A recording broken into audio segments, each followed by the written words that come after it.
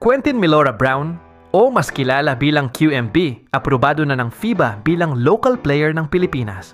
Good news, Gilas fans! Pupwede nang maglaro si Quentin Milora Brown bilang local player para sa Gilas Pilipinas matapos i-update ng FIBA organization ang kanyang status para sa Gilas Pilipinas.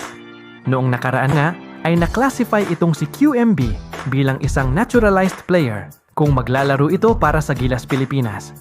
Pero matapos na mag-appeal ang kampo ni QMB, ay na-update na nga ito ng FIBA na magbibigay kay QMB ng local player status sa Gilas. Ayon nga sa article na inilabas ng ESPN.ph, ay masayang-masaya nga si QMB nang malaman niya na napalitan na sa local status ang kaniyang eligibility na maglaro para sa ating national team. Inilaban daw talaga ni QMB kasama ng kaniyang mga lawyers, mabigyan lamang siya ng local status ng FIBA organization. Tanging tawag mula kay Coach Tim Cone na nga lamang ang hinihintay ni QMB para makasama sa Gilas pool para sa mga susunod na international tournaments.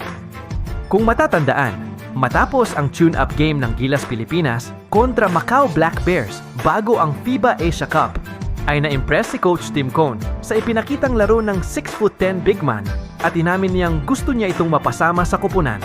Kung makakasama nga si QMB, magiging malaking dagdag puwersa ito sa frontcourt kasama sina Kai Soto at AJ Edu, ang posibleng bubuo ng tinaguriang Triple Towers ng Gilas Pilipinas.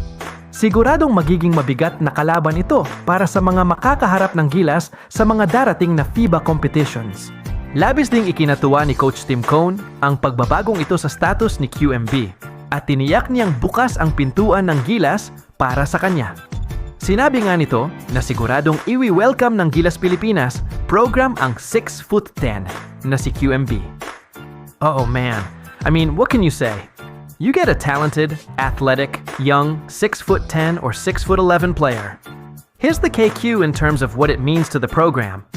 Bringing in a big guy like that, he's basically just what the doctor ordered, said Coach Tim Cone. Kaya't abang-abang na lamang tayo sa magiging debut game nitong si QMB para sa ating national team.